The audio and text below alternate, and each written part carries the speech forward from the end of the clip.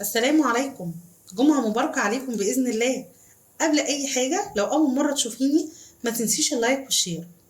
هنعمل النهاردة كفتة بطاطس بمقادير بسيطة جدا ومغذية، هتعجب أولادنا وهتعجبك انت شخصيا. طبعا البانيه غالي فمش كل يوم هنعمل لهم بانيه، ولو مرة في الأسبوع رضيتيهم بحاجة زي كده صدقيني هتعجبهم وهيكون طعمها حلو أوي. تعالوا مع بعض نبدأ ونقول بسم الله ونشوف المكونات.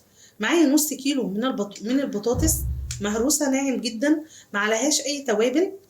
تمام، هبدأ أنزل عليها بمعلقة كبيرة توم باودر، معلقة كبيرة بصل باودر، معلقة من البابريكا، معلقة كبيرة من الملح، ونص معلقة من الفلفل الأسود. كمان معايا معلقتين كبار من النشا ومعلقتين كبار من الدقيق، وهنزل على البطاطس وهبتدي اقلب في كل المكونات. معايا نص حزمة بقدونس، معايا جزراية مبشورة، ومعايا فصين كمان توم، وهبتدي ان انا انزل بكل المكونات بتاعتي دي واقلبها كويس جدا زي ما انتوا شايفين.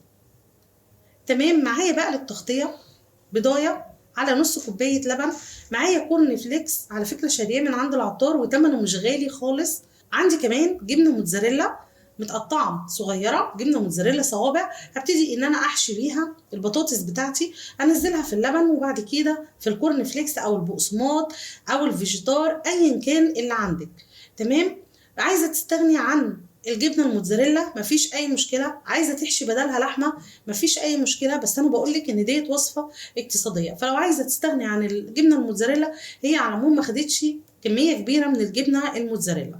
هبتدي ان انا انزلها على زيت سخن كده وهقلب فيها. اللون المحمر فيها قوي ده لون الجزر.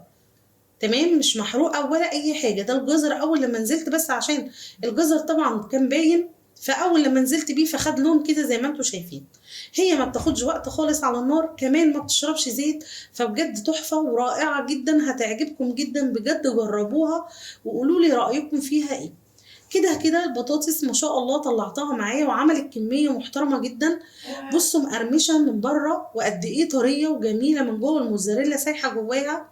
جربيها وقولي لي رأيك. يا رب يكون الفيديو بتاعي عجبك، ما تنسوش اللايك والشير. باي باي.